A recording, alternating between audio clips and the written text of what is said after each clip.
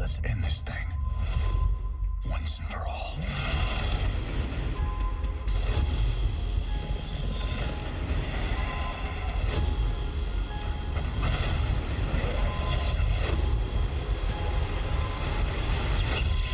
My life for hire. StarCraft 2, Legacy of the Void. Play it now. No previous expansions required.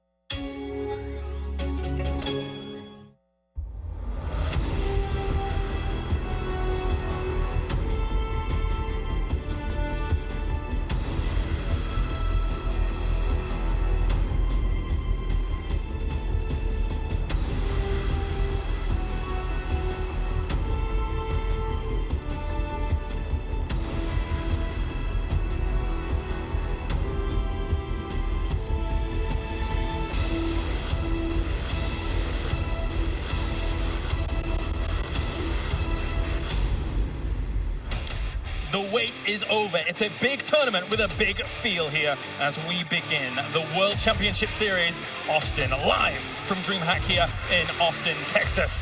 A big welcome to everyone tuning in around the world as well as in the crowd as we begin what is sure to be an awesome tournament with 80 players competing for the grand prizes. A warm welcome, ladies and gentlemen, as my name is Kyle Laris. I'll be guiding you throughout the first couple of days, in fact all of the days now that I mentioned that. And to my left, we do have, of course, the American hero in Control, wow, and the observer of supply in Todd. You excited for WCS, boys? Yes, we'll be commentating all weekend long as well, Yes. and we're super excited to be here, not just for the first couple days. Perfect. For all days, in fact, yeah, all 3 days. It's going to be a lot of amazing games. We're already at Challenger, which was very entertaining. And now to get to see these guys compete against one another, I'm sure we're going to get a lot of good games. Hopefully, a lot of them are going to be happening here on the mainstream because we can't broadcast all games, but looking forward to it and excited. Yeah, But hopefully. coverage of everything, though. we'll be talking about all the games. Yeah, there's going to be a lot going on for sure. Once again, though, a big shout out to our sponsors that are here with us for DreamHack, as we do have Monster and Asus ROG making things possible here. Now, it's very important for us to tell you exactly how the tournament is going to unfold, as well as what's happened before. We did have the WCS Challenger tournaments go down, which required 16 players eventually moving on through to the third group stage down the line. A lot of good games in those Challenger tournaments with a lot of good players advancing, Todd. Yeah, before we look into the future, we need to look into the past, Apollo. Thank you. No, Challenger was, it was online. It was very entertaining, in my opinion. It kind of brought back, the old days of when you had these tournaments with like a lot of regional or even qualifiers per country, qualifying 1 or 2 players. And we saw a lot of rivalries unfold once again. A lot of the players that didn't make it, they still got to compete here in the open bracket and have their chance to make it. But to see guys like Showtime, Serral show their dominance, their current dominance over the European scene, I think was really cool. And it gives us some storylines that you're so fond of going into the tournament as well, with how well they've been doing in those Narrative, Todd. matches. Narrative. Yeah. All about the stories. I like the idea of building up to that third group. There's kind of the reward of making it that far. Yeah.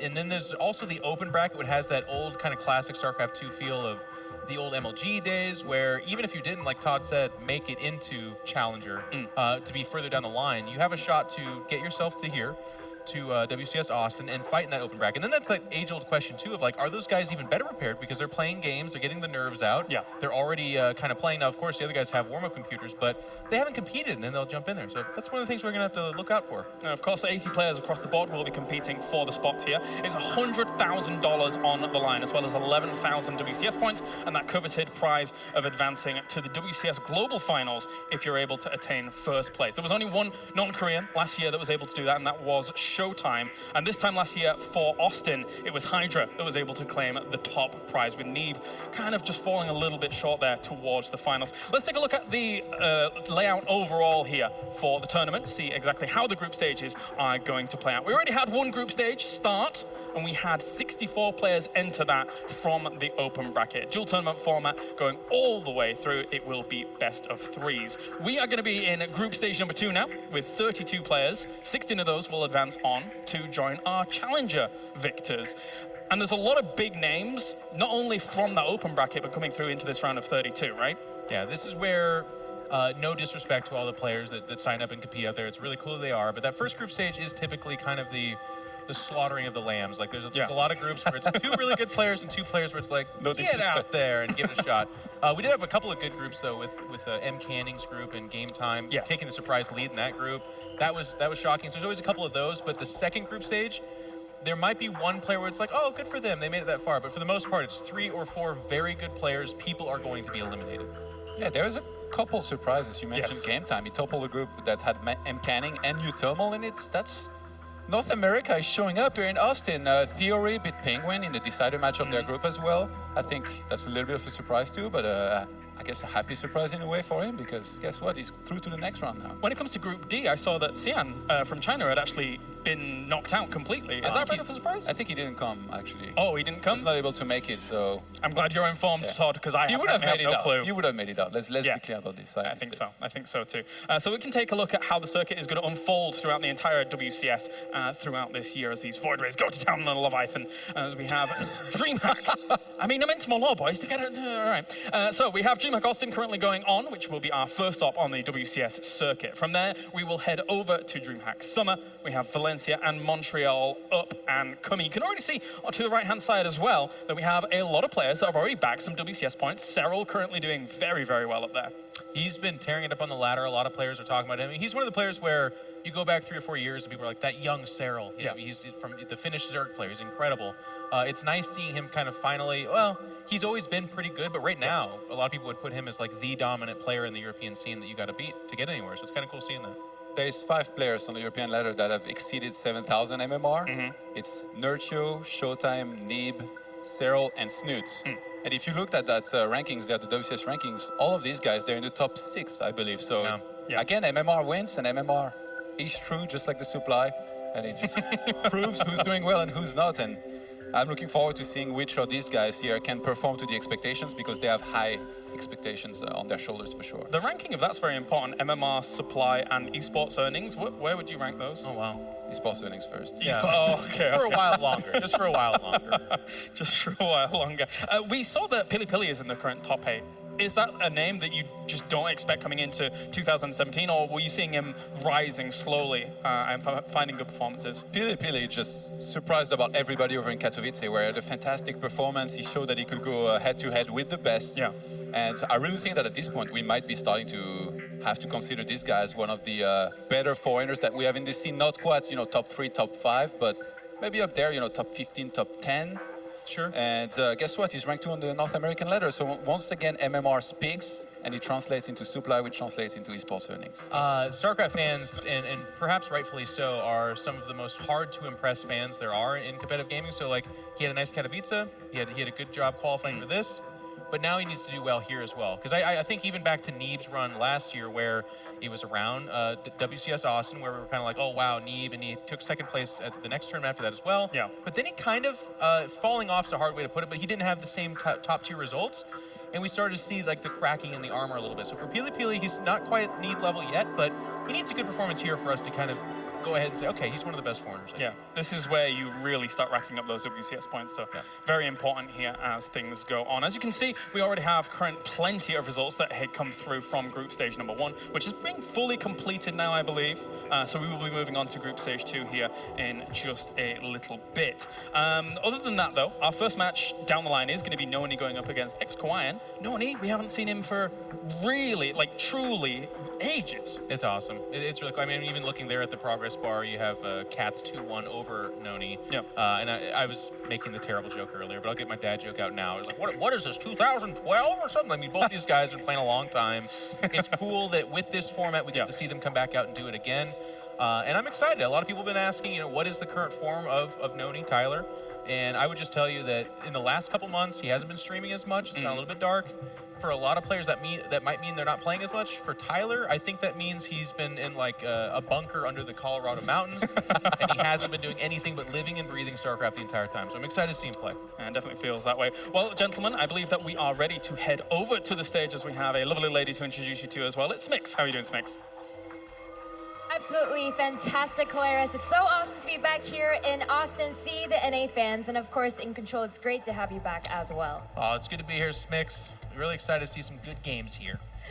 Spoken like a true Korean. Now, I want to draw attention to something for you guys, as because this isn't just a standard DreamHack, but of course this is a WCS circuit event, we have a new trophy designed by our very own Mark Olbert himself. So, what do you guys reckon? It's sturdy, solid, good design. I think the balancing of it could have used a little bit of tweaking, perhaps David Kim. It's a little bit top heavy for my favorite, but it's okay. I'll make sure to pass that feedback on to Thank Mark. you. But of course, guys, it is time to head into our first match of the day. That's what we've all been waiting for. It's already halfway through the day. It's USA versus USA. We have an up-and-comer going up against, as you guys mentioned, a long-time StarCraft veteran. Please welcome on stage, it is Kawaiian versus Noni.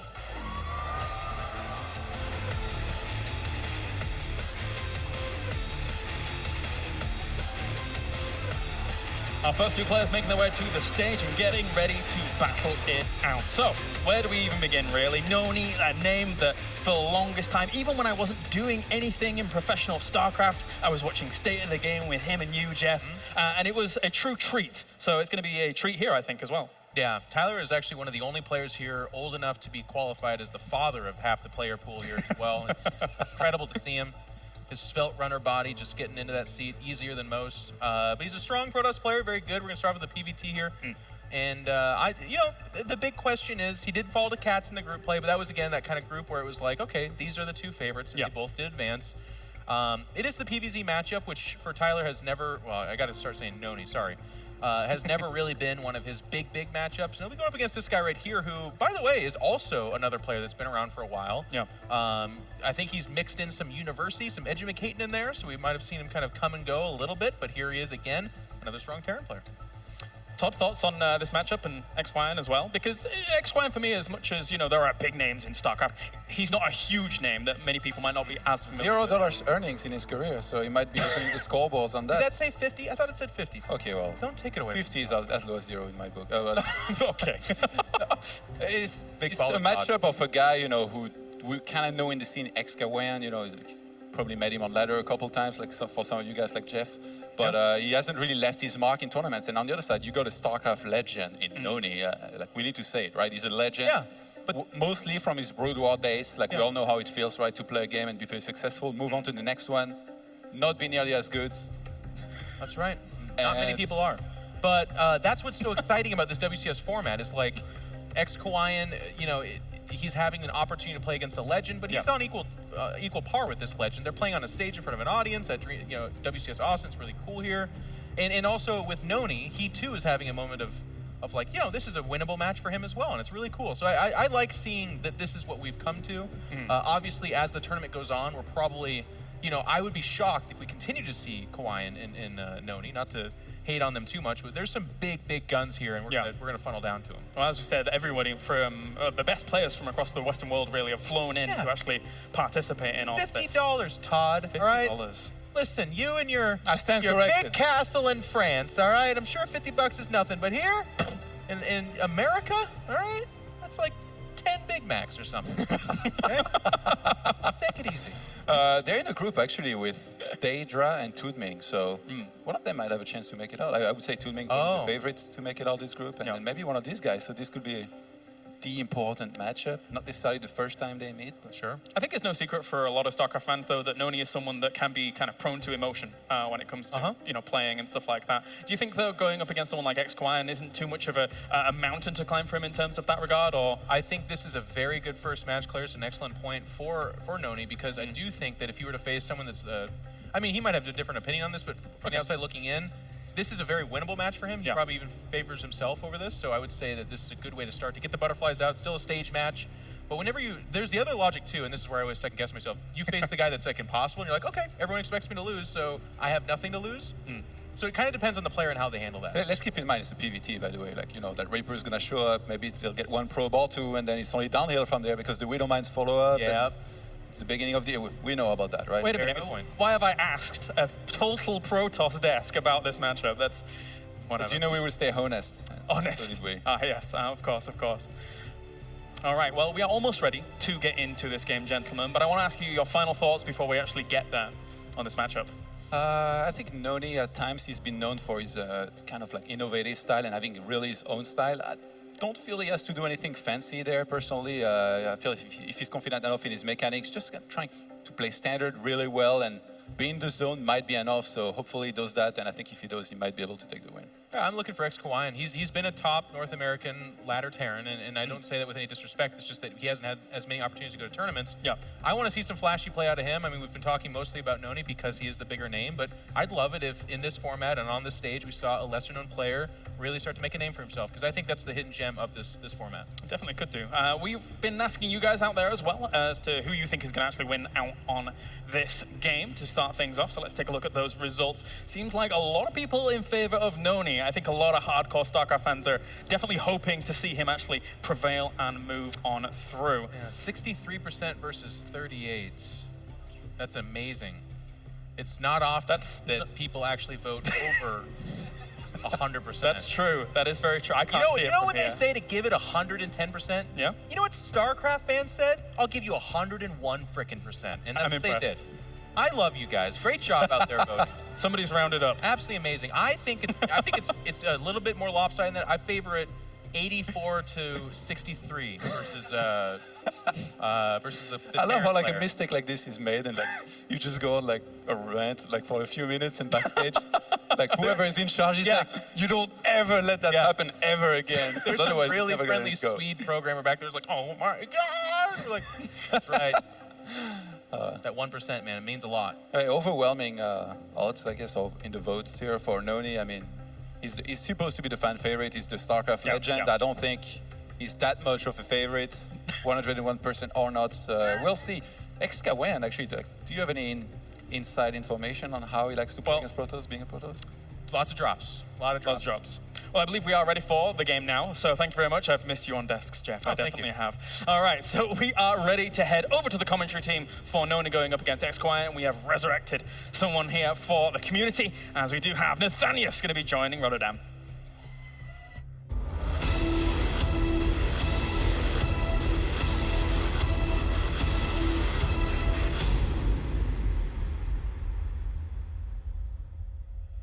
Good afternoon, Austin, Texas. I hope you guys are ready for our first match of the day here at WCS Austin.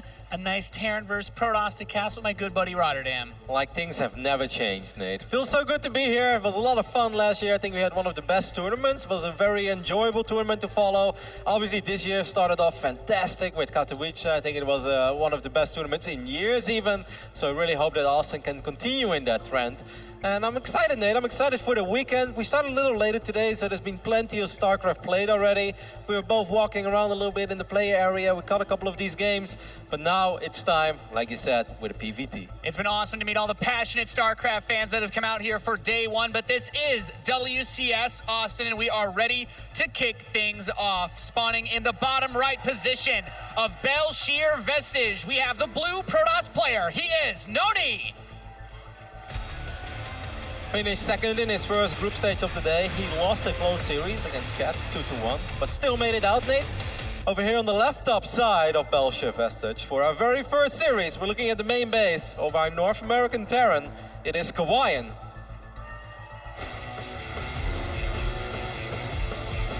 Surprisingly won his group, Nate. He actually had a pretty tough group, especially for that first round, the round of 80, so to speak. He won a group with Theory and Pingwing. And Pingwing actually recently had a couple of good results. So that's pretty impressive. I would say that's a pretty competitive group. I was actually able to watch a couple of those series. I watched Penguin play against Theory. I think we both saw at the same time about 15 carriers, and the deepest sigh ever came out. Not an easy thing for Zergs to deal with these days, but Kawaiian is one of those guys that plays a very sharp style of StarCraft. He likes his aggressive plays. Every time I hit him on ladder, I'm like, okay, well, the big attack is going to come. He's not the player that will sit back on 3 bases and macro up. He will try to find somewhere to exploit, somewhere to get some damage in. And I do expect to see a very aggressive series out of him here. Yeah, and I have no idea what to expect of Noni. Like, when I used to live in America, I played him a couple of times, but even that already feels like ancient history, as this SUV is being annoying, forcing Noni to take that gas just a little bit later. I have no idea, Nate. I would kind of agree with Jeff that I think Kawaiian is a small favorite here just because of maybe that impressive performance in the round of 80. But I don't know, I'd love to be wrong. I'd love to see Noni just play rock solid here and put on a fantastic clinic of how to play some Protoss. I can also say that Kawaiian is definitely one of the guys that's been trying to take the time. I believe he's been attending all the other local tournaments that he could make his way to, like Cheesadelphia and the like. So he's been very competitive, active in the North American scene. I like his builds. As far as Noni's PvT goes, I have played him before, but I don't really play very normally, so I can't say I know exactly what he's going to do against a guy like Kawaiian. So far, it all looks relatively normal, as the Reaper is going to show up in the main base. He's going to try to get a probe here early on. That would be a nice start, and he does get the probe, and the Adept is actually a little bit out of position, so that's always nice as a Terran player to pick up that first worker. Perhaps can even get a second one, since the Adept is going to be late to the low ground. Yeah, and think about this, there's no Mothership Core because he was going for that Stargate so quickly, which the Reaper also saw, so it gets the Stargate Scout, kills 2 probes, and Kawaiian has all the information that he needs to move forward with this early game. He can keep the 6 Marines in his mineral line while he waits for a Widow Mine, or he can get an engineering bay. The world is his oyster at this point. And I think as a Protoss player, you're always a little bit tilted at this point, because in ideal scenario, you don't lose a single probe. Sometimes you lose a little bit of mining time. He does get the Reaper as soon as he has 2 adapts, so that's nice. Perhaps a little too greedy there by Kawaiian. Would it be nice to keep it around a little bit later when maybe the Protoss is paying attention to microing that Oracle on the other side of the map? But it's not a very big deal. The Reaper got the Scout and got the 2 probe kills, which once again, as a Protoss, is just frustrating. I know if I was in that booth right now, Nate, I'd be mad. I'm not gonna lie. Lost 2 probes. This game is technically over.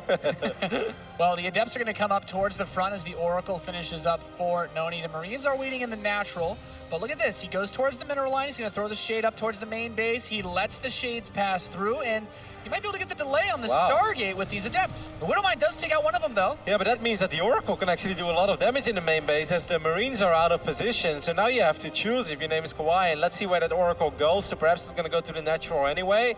But there is definitely some potential here for this Oracle to do a lot of damage because that Marine count is not high enough. Yeah, that Widowmine isn't even burrowed to try and get that shot off as soon as it resets. The Oracle is pushed back, though. The handful of Marines that are there buy him just enough time. So the Oracle really not getting too much done for this early game. And the Starport, excuse me, was able to finish as well. So you can go straight into medevac production in 2. That's a really late mothership core, which obviously allowed Noni to get as many probes out as possible. And he's already creating a 12-worker advantage for himself. But obviously the moment that Stim is done, that's where Kawaiian can do some damage once again to the other side of the map. But I think that went all right. I thought it could have been worse for Kawaiian, especially after that Widowmine already shot at the one Adept.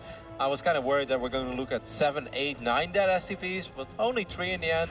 Losing the mine kind of stinks, but I think he can work with it.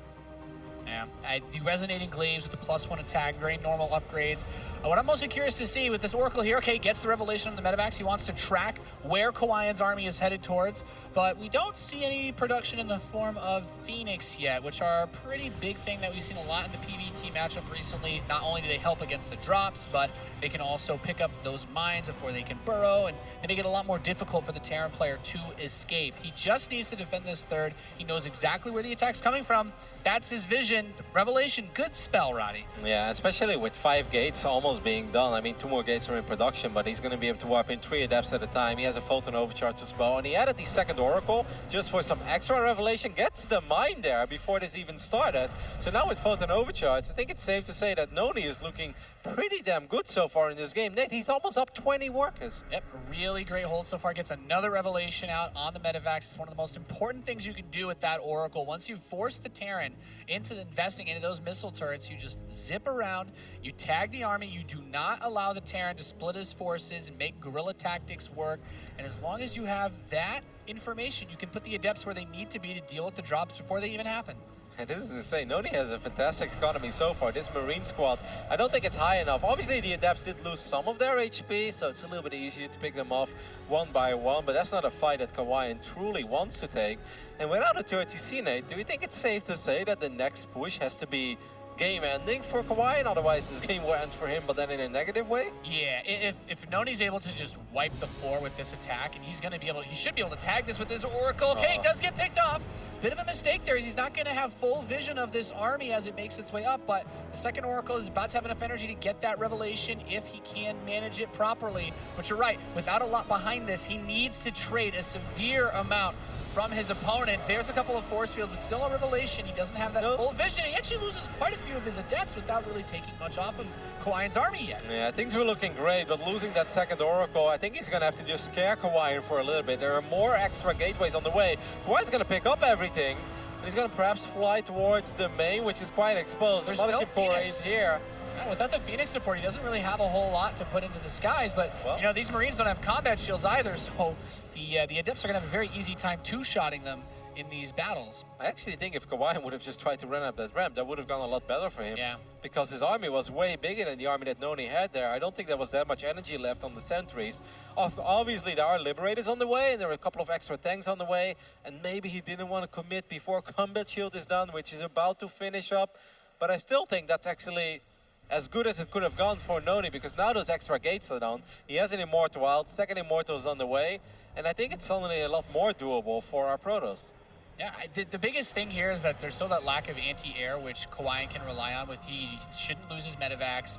He shouldn't really be able to lose a Liberator without putting it in range of the pylon. So if he can storm in with this position and use the Liberator cover to buy himself some breathing room, I think there's still a lot that he can do. He's got 3 siege tanks. We know how strong those are in the current patch, but now with the Stalkers coming out, with Blink finishing up, if these Adepts teleport in and he makes the dive on top of those Liberators with the Stalkers, this is going to be everything for Noni. And there we go. There are the Liberators being focus fired down. The Stalker's actually taking a couple shots at the Marines. He's gotten rid of the siege tanks, but he is going to be able to clean up a lot of this force. However, with the Adepts gone, the Marines can fight against the Stalkers. Yeah, the Stalkers showed up a little bit late there, and they also wasted a lot of damage, I think, on the tank. I think killing the Liberator first was more important, but with all these gateways and with the extra upgrades finishing up, Noni is still doing a pretty alright job. He has and the hanging in 3 base there. income. He has the 3 base income that he can use to throw into this. Let's also not forget that his +1 armor finished. He's getting his What are you +2 doing? attack in a few moments. And okay, random immortal. Almost got saved. Well, what happens in NA, right? I mean, it's going to be a little bit harder now. That's actually a unit that he could have definitely used, because Immortal's great against those tanks. And even against the Marines, they can soak up quite a bit of damage. Here we go once again, Nate. Trying to siege a tank, trying to siege the Liberator. The Liberator does get picked off very quickly. The siege tank's not focus firing down the Stalkers. He wants that splash on the Adepts so that the Marines can continue to push through. But with that economy to keep pushing out those Adepts and the next wave of Stalkers, finally killing a few of these medevacs, Kawaiian's been routed. He's just now starting his third base. Wow, and these Stalkers doing a really good job of picking off a couple of additional units. Got to be careful there, though, Noni. He has no vision of that Selnaga Watchtower. Actually, he still wants to fight. Blinks forward again, picks off these Liberators. That's pretty well done, but I really think it's time to go home, Nate. Yeah, he's really eating a lot of the fire from these siege tanks, losing the majority of the Stalkers, which allows these medevacs to stand tall over the army. And throws away pretty much everything that he had out on that attack. He does have a Warp Prism to go towards the third base. He will be able to prevent this third, and it just instant cancels. Like, yeah, I can't defend that. He knows that he has to stay aggressive, but Noni, another Immortal just out on the map. Yeah, that's the second one, and that's really going to hurt. If you take a look at the army supply, it's awfully close now. Noni knows after canceling that CC that Kawaiian pretty much has to win the game with the push that he is about to make. The gateway count is very high. I love this job, though, with these Adepts dropping a couple of them. He's going to shade in from 2 angles, and these medevacs, Nate, are very low on energy. Yeah, the biggest thing that you mentioned there is he does have the option to float the main base out in a worst case scenario, but that main base is running very low on resources. His natural is already missing a patch or two as well. And he's still like, okay, let's just go to the next step. Armory, engineering bay, don't really have any money at all to work with, but we'll try to make it happen. And Noni's like, I'm just going to get my 4th, taking his time. He has the income to keep throwing units away at him, but I think once the upgrades continue to get a lot more and more lopsided, now that +2 armor is done, it'll be very hard for the Marines to actually kill these Adepts. Yeah, but it's a lot harder to fight a Terran army once everything is sieged up. These Liberators were not totally ready yet, but now they are. And you know what's the most bizarre thing to me about this game, Nate? Other than the misrallied Immortals, there are 0 observers on the map. As Noni's going to shade forward one more time, he's going to go for it. He's just going to blink straight into the Liberators, into the siege tanks. The Adepts are gone, and the Marines and the Marauders are able to fire upon the Sentries and Stalkers. He's picking off the forces. The Immortals have had their barriers triggered, so if he continues to focus fire them down, he can pick them off. One of the Immortals picked off. Second Immortal killed. He's going to siege up the 2 Liberators again, but the only thing that you mentioned earlier, the lack of energy on medevacs, he can't really heal these forces all that much anymore. There isn't very much anti-air, though. I mean, that's one problem, but that Liberator is actually not covering anything anymore. It's all the buy units have been picked off. Noni is going up to 4 bases. Yeah, the 4th is going to finish for Noni, and that's, I think, a really big point here. 3-3 is almost done. Roddy, 3-3 Protoss versus 1-1 Terran. Yeah, that's disgusting. It's beautiful, no? Wait, oh, you're a Terran player. Sorry, Nate. It's one of the most horrific things you can see in this game. He does get a Liberator siege up on the 3rd, so he's going to be able to deal a little bit of damage back while he tries to rally himself together at his own 3rd base. But staying behind like this is not going to help at all. He needs a lot more. And that's kind of frustrating for Noni because he doesn't have that much NTR. And actually his income is not that great yet because I don't think this 4th base is fully saturated, or maybe he just transferred. He just transferred. Oh, okay, yeah, they're still on their way. But he's losing a lot of his income. He has to be a little bit careful. Technically, you could say, you don't have to do this, Noni. You could just defend. Time is on your side. 3-3 upgrades are on the way, but he wants to go for it. Gets on top of these Marauders and Marines, and it might just be too much Protoss. Yeah, as long as the Adepts can get rid of those Marines, the Stalkers can finish off everything else, and so they shall. The tanks drop. The medevacs begin to fall. He's inside of Kawaiian's natural, and GG is going to be called. What a bizarre first game that we have here on the main stage as Noni takes the lead in this series. Awesome to see him playing so well, but it wasn't flawless, Nate. No. I think we definitely got to see a bit of the NA scrappiness coming out of these 2 players, the random Immortals out on the map. The damage that Kawaiian was able to do at the start, though, with the Reaper, I have to say, those are the plays that you want to make as a Terran to get yourself some good momentum at the start of the game. He knew that the Stargate was there. The Oracle didn't come in and kill 20 SCVs. He had a lot of good things going for him, but you know, it was overextensions on both sides that happened a lot in that map. Yep. Funny game as well, because it felt like Hawaiian started attacking the moment he had Stim ready. Yeah. And it never truly stopped. I felt like he was on the other side of the map for the majority of the game.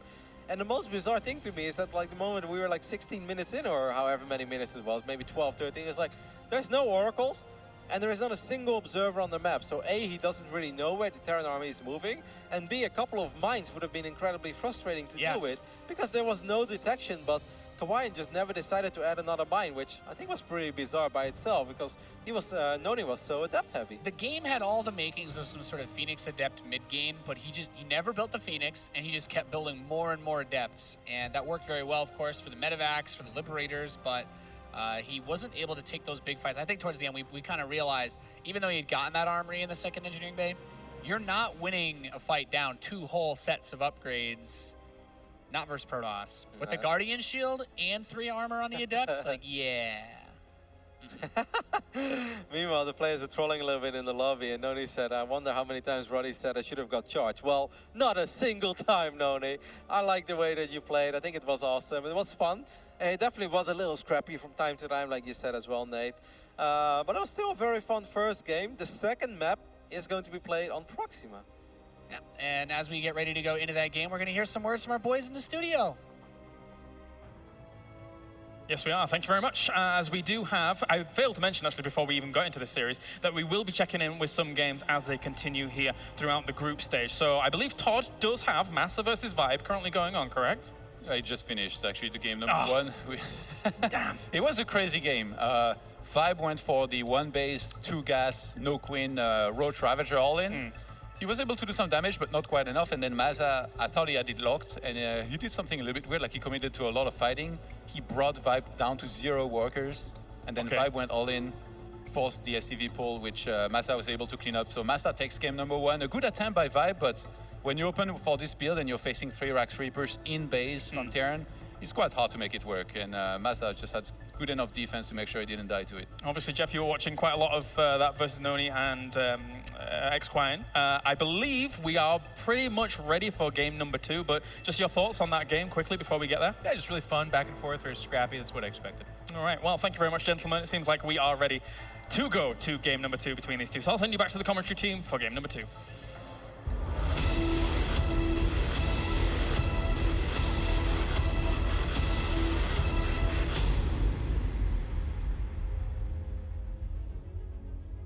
That's right, ladies and gentlemen. Game 2 is already loaded up, and we are good to go for our second map in this best of 3. We had this nice, beautiful zoom in on our Protoss player in the top right spawn of Proxima Station. He is leading 1-0. He's Noni. He looks way too confident for Protoss and Proxima. It almost scares me. Over here on the bottom side of Proxima, we're looking at the main base of our Terran player. It is Hawaiian. Was very close to reaching the breaking point in that last game. Had almost routed him outside of the base. I think we talked about the choice to go for that drop inside of the main when he realized there was no anti-air, but maybe he could have tried to push the front. That's one of those weird situations where I like using the siege tanks as the gate crashers, because if the adepts attack those, they don't do their bonus damage. The tanks obviously have way more health than the Marines, and it allows them to use their insane damage output to rip that army apart. But that SCV, Nate, that SCV is taking a pretty strange route so far. Are we going to see some proxy cyclones? I don't know many strategies that involve patrolling random SCVs on the map, Roddy, so I'm going to give it to you. It is that proxy factory with a Marine back home. We've seen it as you can do proxy cyclone. Sometimes you want to proxy the barracks when you do that so that you can go proxy reactor cyclone and be a super evil human being. Or my guess would have been something like proxy Widow Mine with a starport, but then why not put it in the top left where you can get to the main base more quickly? Or it's just like some sort of a slow 1-1-1 with tanks and maybe one medevac and one liberator, or maybe liberator first and then a medevac and just a bunch of marines. But we do see a reactor being added, but that's still at home, so I think it could just be a random 1-1-1.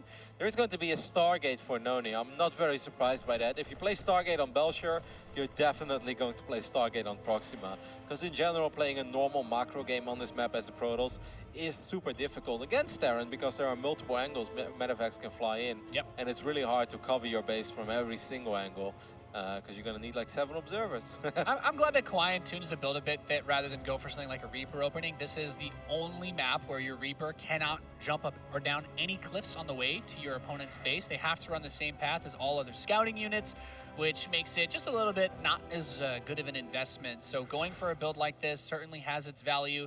Ooh, that Widowmine. Whoa. The Adept does not spot him, so maybe on the way back in he'll get grabbed, who knows? Random Widowmines can be very scary, Kev. That couldn't have been any closer, Nate. I think the old Adept definitely would have seen it. Yeah, the old Adept that could see everything. Yeah. The binoculars. I know, that's a great upgrade. Can we get it back, please? Hopefully never. Oracle is on the way. The first Adept Shade is going to go up towards the main ramp. He sees not really a whole lot. This doesn't have to mean anything. Actually, that reactor opening is pretty standard for Terran versus Protoss, but where will the Look at that mine in the middle of the map. There is a mine that's going to try to intercept this Oracle. That would be great. He needs to burn it right now. Oh, nope. That would have been so close. And he doesn't see it either. They don't see each other. Oh. Yeah. Well, he knows now. It would have been so sick if he would have somehow burrowed that in the middle of the map. This also means that there is obviously not going to be much in the main base of Noni right now, who's already going up to 3 bases. That's super fast.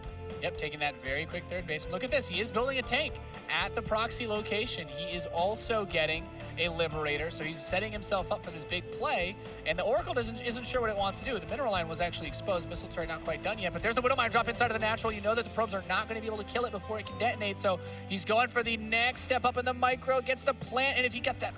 Oh. If he had focused the Oracle there, that's a pretty huge win there.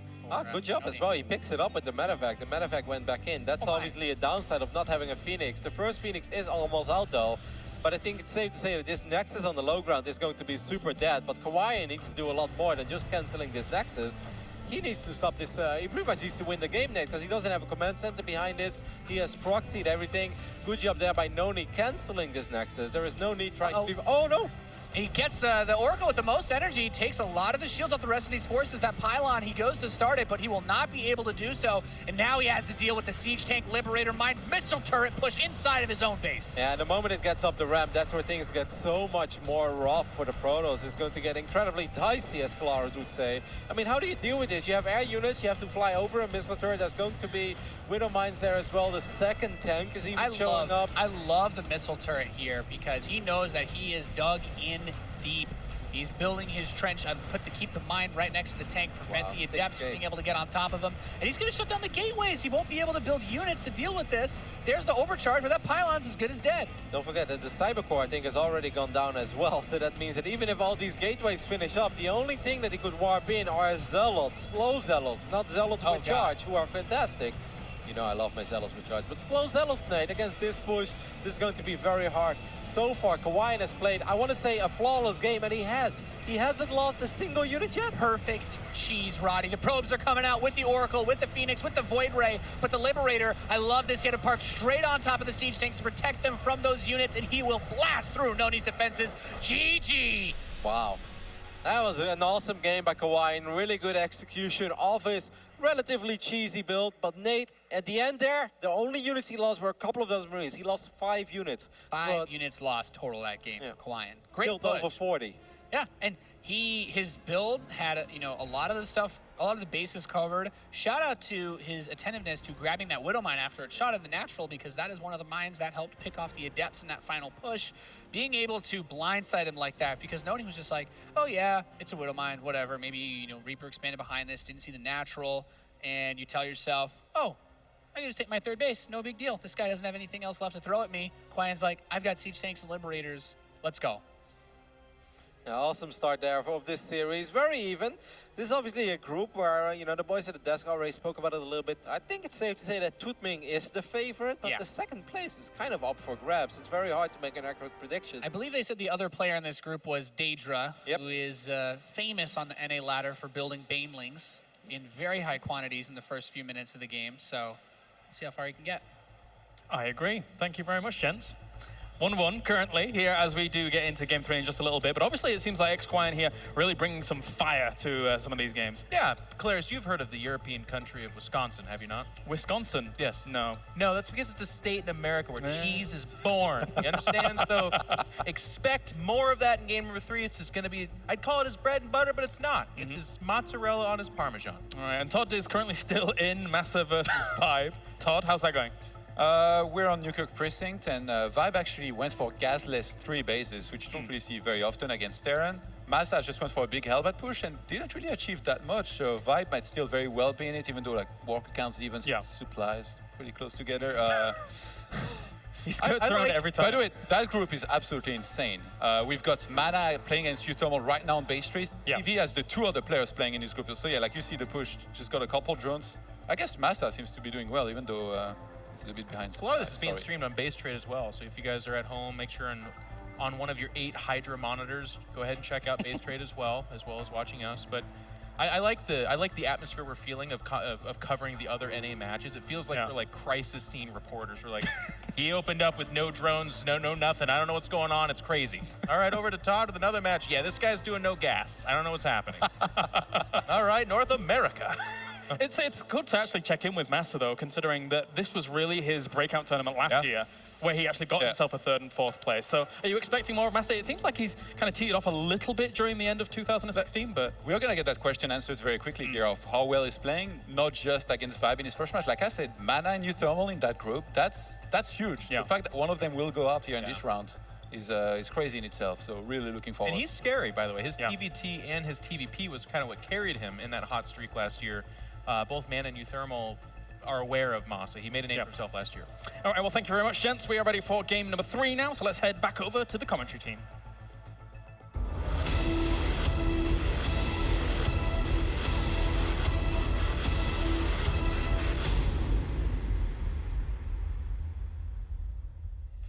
We are loaded into game number 3 of this series. Our first match of the day, Roddy. Some Terran versus Protoss action. I think a great match for us to be able to cover together. I'm having a good time. And this man, well, he just got cheesed pretty damn hard in the last game. Let's see if he can bring it back. He did take the first map. He's the blue Protoss player. He is Noni. I couldn't agree more, Nate. Very fun, close series so far. Over here on the left top side of beautiful Abyssal Reef. Looking at the main base of our Terran. Can he perhaps make a small upset here in the first series of the day? At least on the main stage, it's Kawaiian. Because after that first game, Nate, I wasn't really feeling it. Before the series, I was kind of leaning towards Kawaiian. But after that first game, I was like, damn, Noni's looking pretty solid. Even though, it wasn't flawless, it still definitely looked good enough. And he kind of created a very early lead for himself. Look at this again. The patrolling SCV build, it's amazing. And there the factory appears right next to the shadow of the Space Shark on Abyssal Reef. The Probe Scout's gonna get in a little bit earlier than the last game. I think that's a lot to do with the size of the map. And that means that he will not be able to keep this probe from at least seeing the wall. There's the reactor. He's not able to get inside, but he gets a bit of information from being able to see that the reactor is starting so early. So based on what he saw from the last game, he should be checking for this proxy. Yep, keeping the probe alive is actually pretty big because often this probe is being sent around to check for proxies because obviously we all expect a Reaper opening, right? The Reaper command center. If it's not a Reaper, that's normally when the alarm bells go off immediately for a Protoss. It seems like Noni is just sending it home, which I'm not sure if is the best thing, especially not considering the fact you got cheesed in game number 2. But he is opening up with a Robo Nade, which a lot of Protoss players would say any sort of one base all in your face, 1 gate Robo, 2 more gates. That's the ideal way to respond to any sort of cheese. Yeah, and that'll give him a lot of tools necessary to deal with this. The Adept Shade is going to cross the map. That Starport is on the way being proxied as well. It's a Widow Mine opening. He's got the Marines behind it. And I'm mostly curious if he's just going to do the same exact thing they did last game, and if if he thinks that Noni will continue to be a greedy player, then it could work. But he doesn't have the information that we do about this robotics facility. He needs to be very cautious. Actually, it would have been great for Kawhi if he would have just ran that Widowmine up the ramp, because there was no unit at home. Noni makes a very late Mothership Core, which means that at best he's probably going to be looking at 1 photon overcharge if he ever gets it. The Adept almost got in there, but didn't see much except for the Marines. Obviously, there is that mine there that could potentially snipe one of these Adepts, especially the Adept that's returning home. Yeah, I think that crossing on the way back, as long as he bros that other mine, don't show yourself. Maybe he can shade past it. Yeah. If he Oh, no! Come on! God! Oh. Nate just got so mad. He's like, no! God, it was perfect for like a minute Not and a like half. this. Oh, well, he had a chance. There's the Observer now coming out, so that vision is going to be there. The Immortal is on the way, and that mine's going to... Nope, not burrow. Second one does get a chance to burrow, and it will get... Nothing, actually only the Mothership Core. It does damage, but it doesn't kill it, so I actually don't mind it that much for Noni. Obviously, you got to be careful with it, but at the end of the day, nothing died there for our Protoss.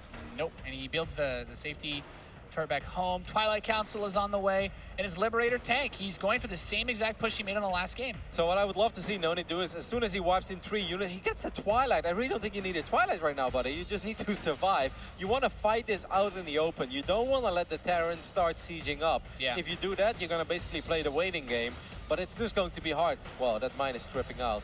Yeah. Woohoo! Rave Party. I mean, I think now it's already going to be a little bit tough. What you're basically saying now is, I'm going to wait. I'm going to wait as long as possible. I'm just going to wipe in more units one at a time. I'll start losing some pylons. I'll probably take quite some damage on my Nexus. And I assume that Noni wants to fight once his Nexus is like halfway down.